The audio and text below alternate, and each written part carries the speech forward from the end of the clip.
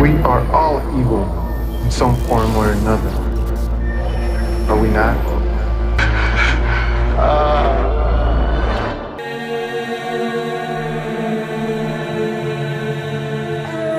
Welcome back to Today. We're jumping into a show that everybody has requested over and over again. And I am here to give you guys what you need, what you want, and what you crave. We're going to be watching The Night Stalker, The Hunt for a Serial Killer. I've never heard of this person, so I don't know what we're going to be getting into. I don't know who he is. His name is, I don't know that either. I thought it was going to be here, but of course, psych! But yes, we're going to be getting into this, guys. I do know that American Horror Story, there was one. I think I did this reaction American Horror Story on my channel. And why did I stop? I think nobody cared. I think I was watching it and reacting to it, and I think like none of my subscribers at the time cared about the show. So I think I was like, I think I was the only one who watched it, and then I was the only one who watched it again when I put it on my channel. So anyways, but in this particular season, which I never, oh, that's why. I think you guys did care a little bit, but it was so irritating for me. I did not like it. It was so dumb. And there was a guy that was killing people at night. I don't know if that was like based on this dude, but yeah. So there's that. Did you guys like story time? You know what's so crazy? I'm exhausted. I'm super exhausted. I just filmed one other show earlier, and I barely, like, my body is like, my soul is somewhere else. So like, I don't know what I'm giving you guys. So guys, please bear with me. I hope this is a really fun reaction. Just so you guys know, this is going to be available for a full reaction from my entire platform here on the YouTube platform, as well as my other platform, Patreon. So guys, please sign up to one of those platforms to help support the channel. Today, I'm ready to jump right into this, guys. So without further ado, let's jump into The Night Stalker, The Hunt for a Serial Killer, and find out exactly what you all have been talking about. Oh, this is LA. Hello, my name is Detective Gil Carrillo with the Los Angeles County Sheriff's Department, assigned to Homicide Bureau. A series of homicides and sexual assaults that have occurred in Los Angeles County. The suspect has used guns, knives, tire irons, handcuffs, and thumb cuffs. Los Angeles City has almost all benefits and no negatives. We had the Olympics. We were proud of the city, proud of LA. Huge decade. Crime dropped like a rock. Wow. We have this amazing city, so many parallel universes. One side, it was glamorous, celebrities. If you went around to the other side, LA could be a very dark place. It also attracted very, very dangerous people. Nobody knows where this individual may strike next. The so-called Night Stalker who has terrorized California. Yesterday, he struck again. I am not leaving my door open for my son. I don't care if he sleeps on the street. I don't understand my son. Somebody must know. He's a weird-looking character. Somebody has to know him. Go ahead, lady. Your number is there. One day we're all gonna die. We just don't know when. Start dying the day you were born. Shut up. Give me anxiety. I believe in God. I believe in the Holy Spirit. Good for you. I believe there's a devil. I believe there's an evil force. He believes a lot. Be the wisdom and the knowledge to bring this case to a solution. East Los Angeles, or Angeles, people say. 1960. All the people on the block that I lived on were Mexicans. I love Mexicans. Just saying. Cop told my mom and dad, sign for this young man to get off the streets or he'll end up dead or in prison. At age 17, my parents signed for me to go into the Army. I was a crew chief with the 189th Assault Helicopter Company in Vietnam. As soon as I got out of the armed forces, I had 3 goals in life. One was to start dating my former girlfriend, see if I could get her back, then break up with her. I wanted revenge. I wanted to hurt her like she had hurt me. It didn't work out that way. And we were married by December. Goal number one. Goal number two was to go to college. Nobody in my family had ever gone to college. I enrolled and gone to college. And the third one was I wanted to become a cop. I already love this guy. That's a nice story. I loved it. I became a patrol cop at East LA Sheriff's Station.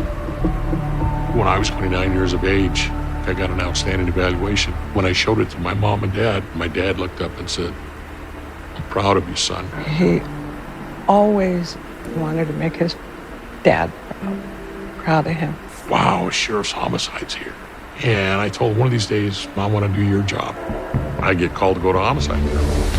That was my goal, that was my dream, and I had made it. Downtown Los Angeles, Tony Valdez, Channel 11 News. A lot of murders that ended up being solved because the Bulldogs never let go.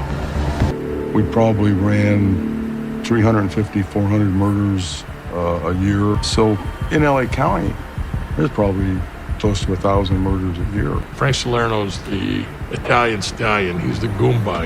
He's everything. When I got there, he was working on the Hillside Strangler. Everybody looked up to him. He's the man. Frank Salerno was a straight shooter. He's a disciplined guy. Frank overlooks nothing. You'd be surprised how thorough he is on an investigation. Gil Carrillo and Jim Mercer were teamed together as partners, and he was the youngest detective in the bureau at the time. I've never eaten Italian food. I grew up in a Mexican home, and that's what I know is Mexican food. Here I am. Last week, I'm eating a double-wrap red chili burrito off the hood of a radio car. Tonight, I'm wearing a suit and tie, eating some shit that I don't know what it is, drinking a glass of wine. Table that was full of junk, and there was this hat. Letters on it said AC/DC. And I didn't know what that was, and that was kind of weird. And he stood right there and picked up the hat, looked at it, and he had the devil on his hand. There's a round circle with the face of the devil. He got the hat, walked away. When I went home from work, here comes somebody speeding way behind me. And then all of a sudden he just swerves around my car like a moment stop. I remembered, that was the same guy I saw at the thrift store. Horrible big grin. And he's missing all these teeth. It was like a killer clown. He had a guy?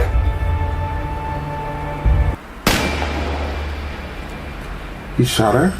The date was March 17th, 1985, St. Patrick's Day. I get there, and the garage door is open. I see blood spatterings around the door and on the floor. There was a baseball cap. It said AC/DC on it. And see a bloody phone inside the bedroom. I see Dale Okazaki lying on the kitchen floor. She put her hands on a countertop and lifted her head up. He was on the other side of the countertop waiting for her, waiting right there. And when she did, he pulled the trigger. Oh my God. Maria Hernandez had just driven home. She entered via the garage door. She turned around, and there was the male suspect with a stargaze look, with a gun stretched out, coming towards her face. The bullet deflected off the keys in her hand. She jumped up and started running down the alleyway when she heard another gunshot. He'll come back out the garage door. But he didn't. He came out the front door. Maria says, I just threw my hands up in the air and said, "Hey, you already shot me once. You really have to shoot me again." The suspect puts the gun down by his side and doesn't even run. He walks away. I'm not thinking about anything else other than getting accurate documentation of what my observations are. Directing the photographer to take photographs of the crime scene. The mother of Maria Hernandez is out here, and she'd like to have a couple of words with you. Gilbert, is that you? And I'm sitting there saying, wait a minute, Gilbert, nobody called me. I'm Gil. It's me, Pauline. And I said, Pumpkin? The mother of Maria Hernandez, a neighbor that lived 3 doors down from me when I was a kid growing up. This case was already close to home. There was a murder that had occurred probably a mile from where Dale Okazaki got killed. She is stopped, and she's yanked out of her car, and she's shot for no apparent reason. Her last words, "Help me, help me." It was the same caliber of weapon, but you can't assume that it's the same gun. Thousands upon thousands of .22s out there. I can tell you he was 5'10", something like that. And he goes out to his car and he brings out an identikit drawing. His drawing came from the physical description of a suspect of an attempted kidnapping out of the city of Pico Rivera. There's a professor there by the name of Robert Morneau. Great man, best professor I've ever had. That there's a deviancy that says, I like to see a frightened look on your face. I want to see you scared. That's what really gets me turned on. He could have walked up behind her in silence and killed her. He didn't. Intentionally slapped the top of a car so that she could turn around and see him. He was down on the ground and he waited until he saw the fear in her eyes. Then he shot her right here. Whoever the suspect was wanted a confrontation, wanted to see that fear. That's really scary. I was in alliance with the evil that is inherent in human nature. That was who I was. Walking Dead. Double murder out in Whittier County area, pretty brutal murder. You could see where he stepped on a 5-gallon plastic can. The place was ransacked. The male is executed as he's sleeping on the couch. Dale Okazaki killed with a .22, Silene Yu killed with a .22, and the Zazar is killed with a .22. She has several stab wounds just above the vagina. He had been raped, and he actually cut her eyes out. Why did he do that? Was it because she stared at him or got a hard look at him? So he took the eyes with him, and then he's gone. Took the eyes with him? Oh, I can't do this. Shoe print left at the point of entry and in the flower beds around the house. That was a full-size 11 to 12 shoe.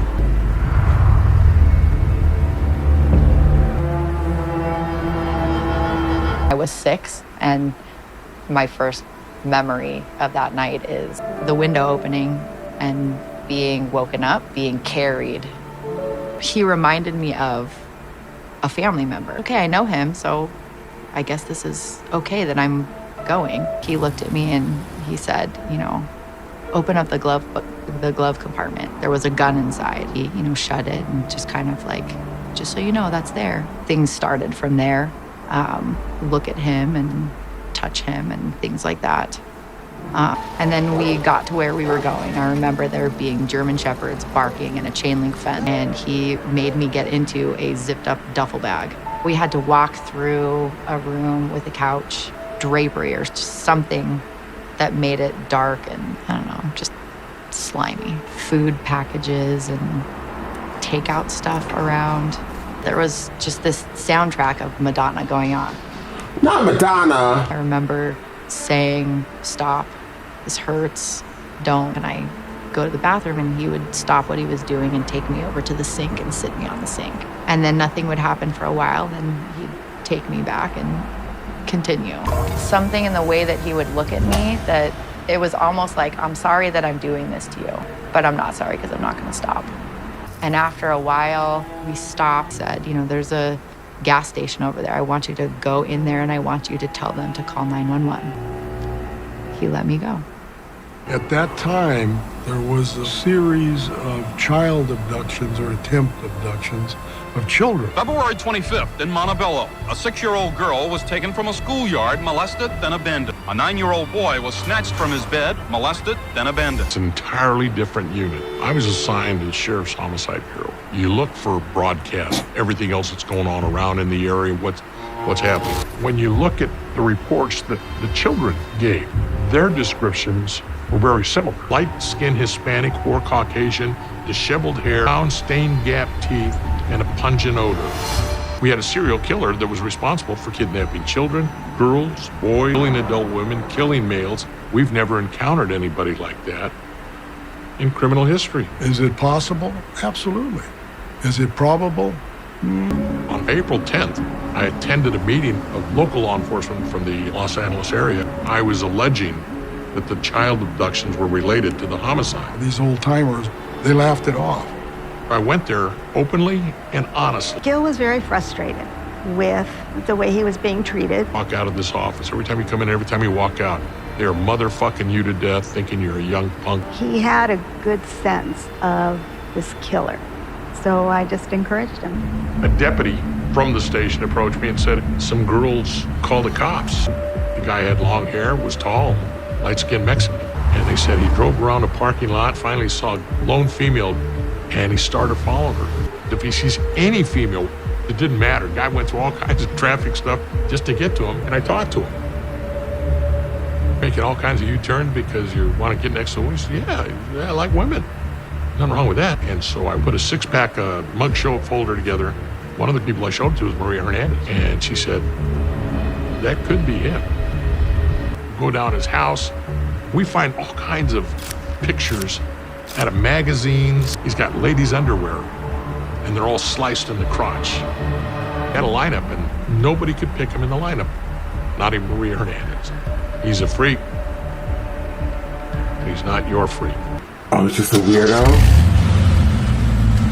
This is such a creepy show.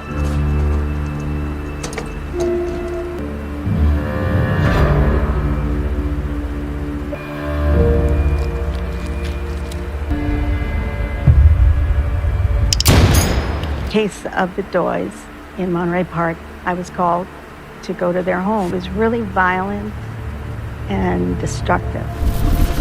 The man shot 66-year-old William Doy, then raped, beat, and robbed his wife. They found his wife badly beaten. On the thumb of her left hand, she was wearing thumb cuffs, a bizarre restraining device that in her attempt to free herself, Mrs. Doy had ripped her thumbs apart. We had nothing. We had a whodunit. A friend of mine from Montebello PD says, I may have found a link that's going to help you link these cases. He showed me a picture of a footprint that was taken at a child abduction. Taken to a construction site and was sexually assaulted. They had poured concrete that day, and there was a shoe print in the concrete. The same or similar footprint that was lifted at the Zazara homicide crime scene. Somewhere between 11 and the 12. And so I called up my lieutenant and I said, okay, I found the link. Got the guys from LAPD in here that are handling that case. They're looking for a size 10. I'm looking at a shoe that's a 1-to-1 with a ruler in it. It's 12 inches long. Wingtip down over the shoe print. He said, my shoe cover has got to be a size 10 because I've obviously made a mistake and I got to change it. My Lord, this guy was crazy. This guy is the worst. Bill loses his partner. My partner goes off eventually to retire. So we decided to hook up. And I went back and I sat next to my wife and I said, Frank Salerno just asked me to be his partner. Gil was young, enthusiastic, had a good reputation, and spoke Spanish. And I thought we'd make a good team. Well, the next day he comes up to me and he says, I was in my cups that night. He says, yeah, but I'm not in my cups now.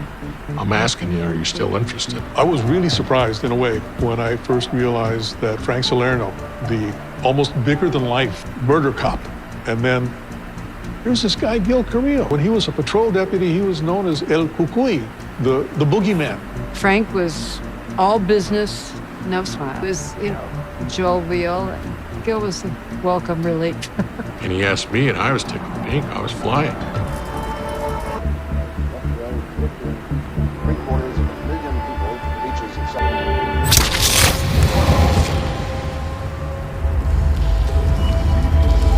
Patty Lane Higgins was killed in City of Arcadia. The killer was very enraged. He viciously cut her throat. Then he stabbed her in that slash. We've got another murder, so Gil and I roll out to the Cannon case. He had her throat slit, very similar to the way Patty Lane Higgins' throat had been slit. And then we get to the 5th of July, 3 days later.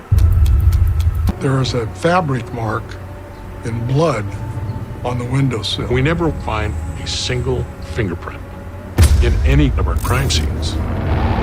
She was beaten with a tire iron at her parents' home in Sierra Madre. The room was ransacked. She woke up, bloodied, beaten, her bedroom in a disarray. It's a difficult situation to interview a 16-year-old that had just gone through this. Oh my God. You really want to get your hands on that, the individual. We didn't even go in the room where the assault happened because we didn't want to contaminate it. And she walks out and says, hey fellas, found something maybe interesting to you. I think you got to take a look at it. And she walks out to us and she opens it up and there's a shoe print in blood. The same footprint that was at the Zazara murder Same footprint that was found at the Northeast abduction of a 10-year-old little girl. Gil and I just look at each other. It's like, wow. Okazaki, Silent Yu, Cesara, Patty Lane Higgins. We have Mary Cannon. And now I'm Whitney Bennett. The Bureau didn't think that it was one man, but once Frank got on board and said, yes, it's one man, everybody listened. We got a hell of a series going here. We got us a serial killer. Oh, it's the outro? Well. Ooh, I like that. That was actually one of the scariest episodes I've ever seen of any show. This murderer seems to be horrendous. I was about to say, comparison, but I'm not going to do comparisons because serial killers are what they are. They are people that have murdered many people and taken away human life. So I don't like to do comparisons, but this guy was very violent. He was literally doing it all. Kids, older people, young people. He didn't know anybody. He's creeping through people's windows, doors. He's out of control. This is one of the most violent things I've ever seen in my whole entire life, and I'm probably gonna have issues sleeping tonight. I don't know. I'm so serious. It is very creepy. I'm gonna leave a bedroom light on. Heidi ho, wind slow. Yes, I would rate this episode a 10 out of 10. The cop, the Mexican cop, he really made me emotional in the beginning. Just learning about his history and learning his backstory and hearing his story. I felt like if I kept listening to him, he's one of those people that I would listen to and just start crying because he's really good at telling stories and I feel it. But these two seem really good. I just can't get past everything I heard. It's I'm trying to take it out of my head and trying to take out what I see out of my vision, but this is really scary. This is one of the scariest things I've ever seen. I don't know if I said it already, but this is one of the scariest things I've ever seen. I watched Ted Bundy, I watched John Wayne Gacy, I watched Jeffrey Dahmer. None of them left me with the feeling of this. This episode left me I'm scared. I'm actually terrified. It makes me think everything that I do to other people, if I irritate people, I'm I'm totally scared. So I might just be really quiet from now on. I love you all. Please don't hurt me. I'm totally scared. I'm actually really scared. And this purple lighting in the background that goes with this damn show makes me even more scared. How did I know that was the same color? Oops. I gotta go. Bye. No, but on a scale of 1 to 10, like I said, this is a 10. This is very scary. I need a moment. This show, I need a moment. So I will be spacing this out because I need a moment. I'm so sorry. I know you guys really want me, but there's no human way, physically there's no way. You guys know what I'm trying to say. I just can't. I would not be able to binge this. I don't know who could binge this. If you binge this, I give you a standing ovation. You are brave, you are strong, and the force should be with you. Next time we're going to be getting into our documentaries, our true crimes. We're going to be finishing up Casey Anthony, and then we'll get back to this. So definitely, guys, stick around. Please share, please like this video, please comment down below. I would love to read your comments. Liking and sharing and commenting also helps this video, also helps this channel. We are on the road to 10K. I said it in my intro, I'll say it in my outro. So please help me with that, guys, and I will see you next time with more creepy ass shit. Woo!